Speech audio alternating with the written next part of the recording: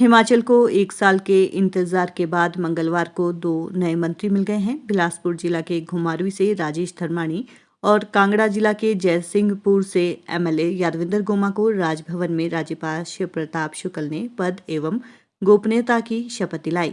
Sukhu cabinet में अब एक मंत्री पद खाली है, जिसे भी जल्द भरने की बात सीएम सुक्खू ने कही है।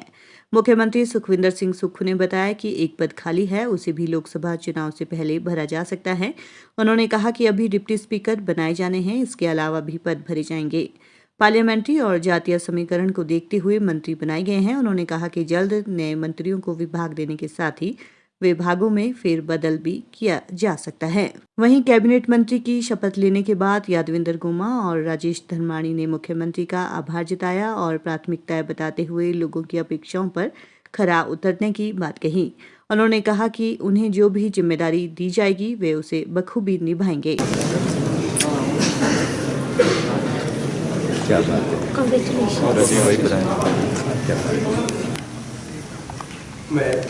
मैं यादविंदर गोमा ईश्वर की शपथ लेता हूँ कि मैं विधि द्वारा स्थापित भारत के संविधान के प्रति सच्ची श्रद्धा और निष्ठा रखूंगा।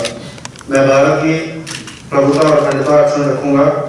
मैं हिमाचल प्रदेश राज्य के मंत्री के रूप में अपने कर्तव्यों का श्रद्धापूर्वक और शुद्ध अंतःकरण से निर्वहन करूंगा तथा मैं भय या पक्षपात, अनुराग या द्वेष के बिना सभी प्रकार के लोगों के प्रति संविधान और विधि के अनुसार न्याय करूंगा। मैं यादविंदर गोमा ईश्वर की शपथ लेता हूं कि जो विषय हिमाचल प्रदेश राज्य के मंत्री के रूप में मेरे विचार के लिए लाया जाएगा अथवा मुझे ज्ञात होगा, उसे किसी व्यक्ति या व्यक्तियों को तब के सिवाय जबकि ऐसे मंत्री के रूप में अपने कर्तव्यों के समय निर्वहन के लिए ऐसा करना अपेक्षित हो, मैं प्रत्यक्ष अथवा अप्रत्यक्ष रूप से संसूचित या प्रकट नहीं करूंगा।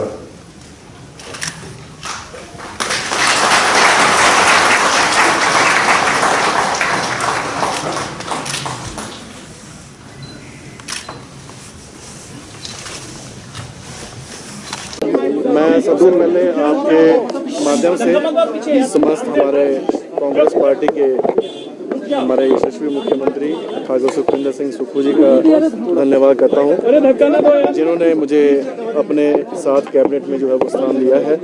और साथ ही साथ मैं आला हमारे हाईकमान के सभी नेता सोनिया गांधी जी, राहुल गांधी जी, प्रियंका गांधी जी, हमारे इंचार्ज हमारे अध्यक्ष खड़गे जी का भी मैं धन्यवाद करता हूं, जिन्होंने मुझ पर विश्वास जताया है और मुझे हिमाचल प्रदेश के मंत्री के रूप में जो है उन्होंने यहाँ पर सहमति बनाई है और आज मैंने उसकी गोपनीयता की शपथ ली है। तो मैं आपके माध्यम से समस्त आला नेताओं का और प्रदेश के सभी नेताओं का, हमारे अध्यक्षा और उप मुख्यमंत्री हमारे मुकेश अग्निहोत्री जी का भी मैं दिल की गहराइयों से धन्यवाद करता हूँ। मंत्री आप और युवा मंत्री के नाते क्या प्राथमिकता रहेगी और क्या मन में आपकी जो आप करना चाहते थे, देखिए विधायक रहते नहीं कर पाए? जो मुख्यमंत्री जी का ये नारा है कि व्यवस्था परिवर्तन, जो एक नारा चलाया है और जिसके अनुरूप मुख्यमंत्री जी दिन रात हिमाचल प्रदेश में प्रयासरत हैं, तो मुख्यमंत्री जी के साथ जैसे ही अभी तो विभाग आवंटित भी होगा और साथ में जो पोर्टफोलियो मिलेगा उसके अनुरूप जो भी योजनाएं हैं और प्रदेश हित में और हर जनमानस के ध्यान में रखते हुए जो भी हमारी योजनाएं हैं उसको धरातल पे हम जो है वो लेके आए। कहीं ना कहीं सरकार के साथ आपकी नाराजगी भी रही, कहीं ना कहीं आपकी नाराजगी भी रही? नहीं, किस बात की नाराजगी? तो किसी बात की नहीं। कांगड़ा बड़ा जिला है, पार्लियामेंट के चुनाव है, तो उसको लेकर जिम्मेदारी क्या आपकी कंधों पे रहेगी? स्वाभाविक सी बात है कि चुनावी बेला पे जो है हमें जिम्मेदारी दी है और एक्सपेंशन का भी हिस्सा बनाया है, तो हम कोशिश करेंगे अपनी ओर से और सभी हमारे जिला के जो 10 विधायक हैं सब मिलके, हमारे मंत्री हैं, कैबिनेट चेयरमैन हैं, सब मिलके जो है एकजुटता का पाठ देके और सब लोगों को इकट्ठा लेके जो है जो भी हमारे प्रत्याशी होंगे उनको हम अपनी ओर से जिताने का हर संभव प्रयास करेंगे। जो पिछले 5 साल के एमपी रहे हैं उनका कार्यकाल भी जिला कांगड़ा और चंबा जानता है, पार्लियामेंट हल्का जानता है कि उनका जो गैर मौजूदगी उस पार्लियामेंट इलाके में थी, जो नाराज़गी और जो उपेक्षा का शिकार जिला कांगड़ा और चंबा बना है, आने वाले 2024 के चुनावों में जो है निसंदेह ये दोनों ज़िले जो हैं इस बात का करारा जवाब देंगे। Thank you. मैं राजेश धर्माणी ईश्वर की शपथ लेता हूँ कि मैं विधि द्वारा स्थापित भारत के संविधान के प्रति सच्ची श्रद्धा और निष्ठा रखूंगा। मैं भारत की प्रभुता और अखंडता अक्षुण्ण रखूंगा। मैं हिमाचल प्रदेश राज्य के मंत्री के रूप में अपने कर्तव्यों का श्रद्धापूर्वक और शुद्ध अंतःकरण से निर्वहन करूंगा तथा मैं भय या पक्षपात, अनुराग या द्वेष के बिना सभी प्रकार के लोगों के प्रति संविधान और विधि के अनुसार न्याय करूंगा। मैं राजेश धर्माणी ईश्वर की शपथ लेता हूं कि जो विषय हिमाचल प्रदेश राज्य के मंत्री के रूप में मेरे विचार के लिए लाया जाएगा अथवा मुझे ज्ञात होगा, उसे किसी व्यक्ति या व्यक्तियों को तब के सिवाय जबकि ऐसे मंत्री के रूप में अपने कर्तव्यों के समय निर्वहन के लिए ऐसा करना अपेक्षित हो, मैं प्रत्यक्ष अथवा अप्रत्यक्ष रूप से संसूचित या प्रकट नहीं करूंगा।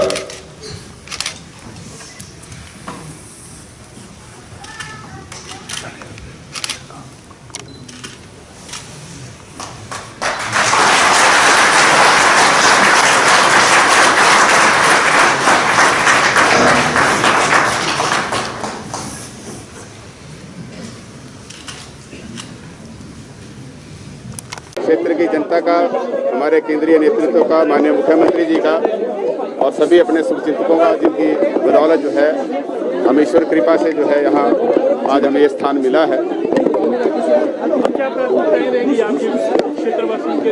जनहित सर्वोपरि है। हम राजधर्म के सिद्धांतों पर चलते हुए अपनी जिम्मेदारी को पूरी ईमानदारी और कर्तव्य निष्ठा के साथ निभाने का प्रयास करेंगे। ये धर्माणी की लंबा इंतजार था, इस इंतजार में क्या मार्ग चले प्राथमिकता माननीय मुख्यमंत्री जी जो भी दायित्व देंगे और जो भी विभाग की जिम्मेदारी दी जाएगी उसके थोड़ा अध्ययन करके सबको साथ मिला के एक कलेक्टिव विजडम को अप्लाई करके जो है हम जो ट्राई टू डिलीवर और बेस्ट। सर, आप पहली बार मंत्री बने, इससे पहले सीपीएस रहे, लेकिन मंत्री क्या ऐसी विजन है स्टेट के लिए? स्टेट का क्योंकि 2048 में हिमाचल के गठन हुए 100 साल हो जाएंगे, तो माननीय मुख्यमंत्री जी ने जो व्यवस्था परिवर्तन का नारा दिया है, हम उसको व्यवहारिक रूप पहनाते हुए हिमाचल प्रदेश को best of the best state बनाने के लिए जो भी वर्ल्ड में बेस्ट प्रैक्टिसेस हैं उनको अपनाएंगे और हमारी ये कोशिश होगी कि हिमाचल न सिर्फ राष्ट्रीय स्तर पे बल्कि दुनिया के अग्रणी देशों के बराबर जो है वो खड़ा हो और अपनी एक पहचान बने। अभी भी हमारी अपनी अलग पहचान है, छोटा प्रदेश जरूर है, लेकिन हिमाचल प्रदेश बहुत सारी चीज़ों के लिए, अच्छाई के लिए, भोलेपन के लिए, यहाँ की सुंदरता के लिए, यहाँ के पर्यावरण के लिए जाना जाता है। लेकिन हमारी ये कोशिश है कि हम अर्थव्यवस्था भी हमारी ठीक हो, आर्थिक तौर पे भी हम वहाँ खड़े हो सकें जहाँ दुनिया के कई देश जिनकी जनसंख्या हिमाचल प्रदेश के बराबर या इससे कम भी है, लेकिन उनकी जो इकॉनमी है बहुत स्ट्रॉन्ग है। तो हमें ये कोशिश करनी है कि हम हिमाचल के चहुमुखी विकास के लिए पहले इसका हम आर्थिक तौर पे इसको संपन्न प्रदेश बनाएं और आदरणीय मुख्यमंत्री जी पहले ही कह चुके हैं कि 2032 तक हम इसको आत्मनिर्भर हिमाचल बनाएंगे और हम उस तरफ जो है अपना बेहतर से बेहतर योगदान देने की कोशिश करेंगे।